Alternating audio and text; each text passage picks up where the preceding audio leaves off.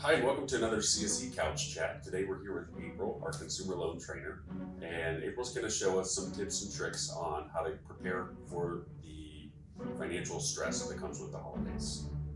So we'll just jump right into it.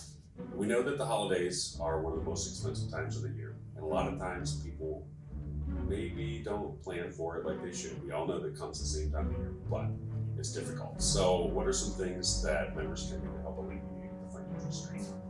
So one of the things that you can do when you're trying to prepare for the holidays, like Tim said, it comes up every year, but somehow it always sneaks up. There are definitely a lot of times throughout the year that are definitely expensive, back to school, vacations, all of those things. So I feel like by the time we get to Christmas, we're already kind of loaded with debt, and that's why it tends to sneak up on us so much.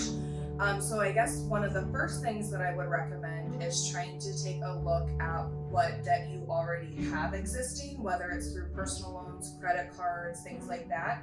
And you can always consider a debt consolidation. What that does is it pretty much says we have 4 or 5 credit cards to these different creditors, and I pay all of these payments out.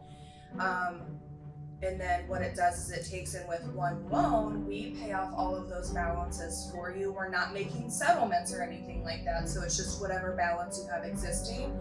You tell us the current balance, we can do a loan amount to cover all of that. And instead of paying 4 or 5 payments out, you have one monthly payment. It's at a fixed interest rate. And the nice thing about a loan versus a credit card is it has a definite end period and you can't add to it like a credit card. So if I pay off my credit card, there's nothing stopping me from going out and swiping and getting that balance back right away. Where if a loan, you don't come in and swipe, you can't increase that balance unless you go through to a whole new loan again. So that tends to be really beneficial. A lot of times we can save on a monthly payment, but we can't always do that. The big savings you're going to have from that is for sure an interest. If you look at your credit card interest rates on the statements, they're required to tell you how much you're going to pay and about how long it's going to take you to pay them off. A loan will get that taken care of probably 3 to 4 times faster than what the credit card will, and you're going to pay a lot less in interest. So that's definitely a good way to consider it. The next thing I would say is kind of, if you have those credit cards and you don't feel like a loan is going to be beneficial, try and double up on those minimum payments. If you just pay the minimum, it takes a lot longer to get those paid down and to see really any difference on that because interest tends to be the majority of the payment. So what you're going to want to do is try and double up on those payments. I always recommend the Snowball Effect to our members that I work with, where you take one card with the smallest balance I recommend starting with, and you put all of your extra money on that payment. And then once that balance is paid off, you take what you were paid on there and you take it to the next lowest one, and it gets those paid off a little bit faster. So I think that definitely helps if you're not looking to do like a true debt consolidation. And you have extra money, but you're just like, how do I get rid of this? The Snowball Effect is definitely helpful for that. As far as that goes, another option is a lot of people have higher car payments. We do have lower interest rates on vehicles, so sometimes we can help you lower the interest rate on your car loans and bring that over. If you have a lower car payment, that's extra money freed up in your monthly budget, so that can be helpful as well for you when we look at that. Those are some good tips, and I like how you talked about the different options that you've got with cards, with loans, with everything. Some of that's great for different members. Some members don't like taking on extra debt or don't have the debt, but they maybe haven't planned for the holidays still. So what are some other things if members didn't want to get into borrowing? What are some other things they can do to prepare for the holidays? Yeah, absolutely. So there's definitely a lot of different things that you can do.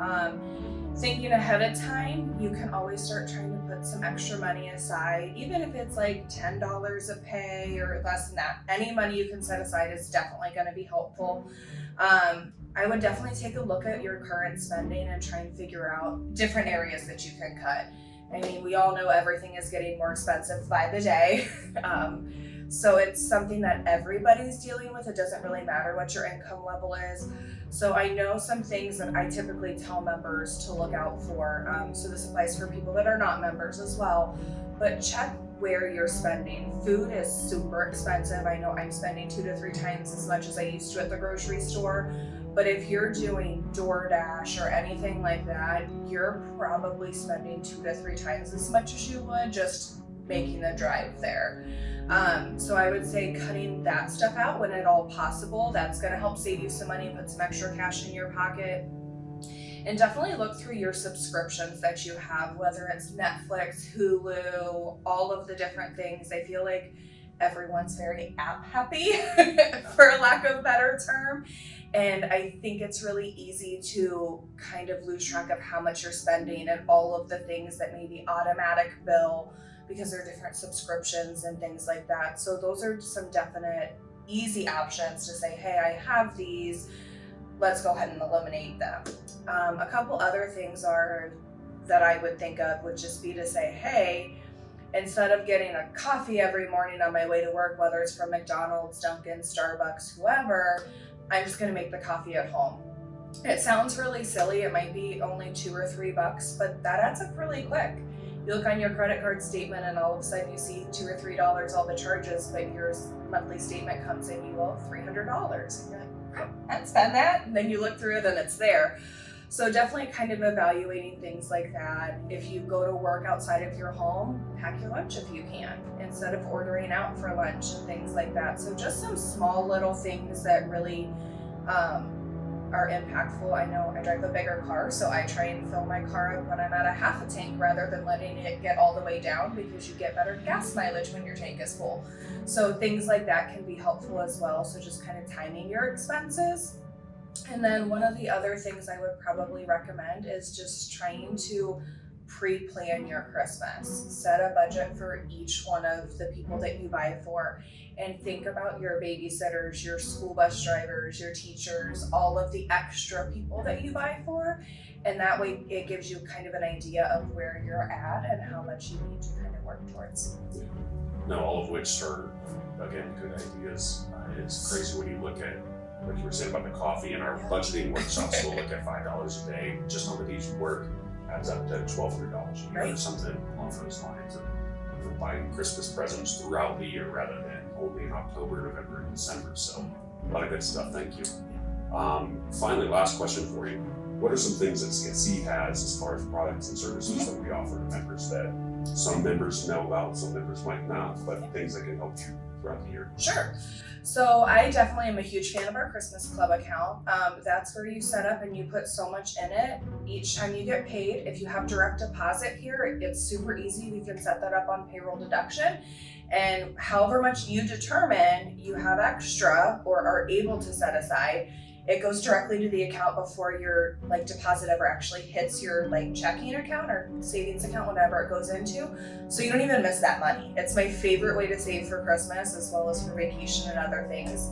I put money and just say, hey, take this out of my paycheck before I even realize it's coming, so I'm saving without really realizing it. That's definitely a great option. And then those disperse, I think, around the normally November-ish, early November, end of October. So you still have a lot of time to get your shopping in. So that's definitely really helpful. But if you have an idea of how much you're going to spend and kind of budget, like I said, per person, that helps you determine, okay, this is how much I need to put away per pay. Or, I can do $20 a pay and then I have to come up with this amount of money in addition to what I have in there. So that's definitely helpful. We do have our personal loans or holiday loans, whatever you would like to refer them to, where you can come in and apply for a loan instead of maybe charging it up on a credit card. Like I said, a loan is a lot easier to manage long-term than a credit card is because it has a definite end period. So you make your fixed monthly payments, the interest rate stays the same, and you're good to go with that. It's a nice way to kind of plan for that Christmas and cover that expense and kind of pay through it throughout the year rather than having to come up with all the money at one time.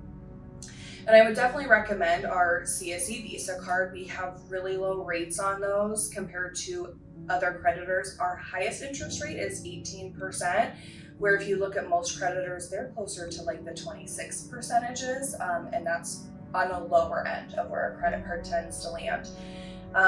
Our credit card does have a really great rewards program if you get into the rewards card. It's one of my other favorite ways to save for the holidays.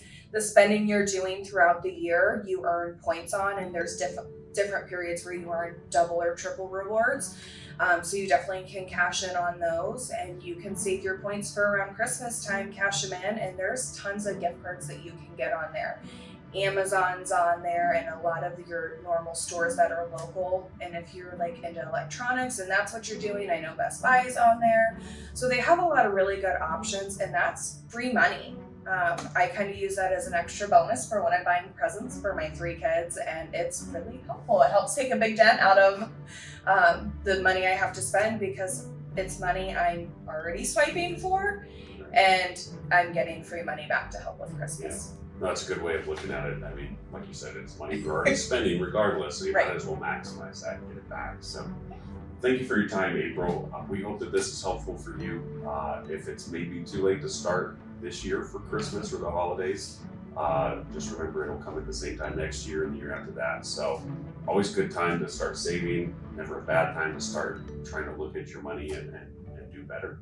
And if we can help, we'd love to have the opportunity. So thank you, and we'll see you next time. See ya.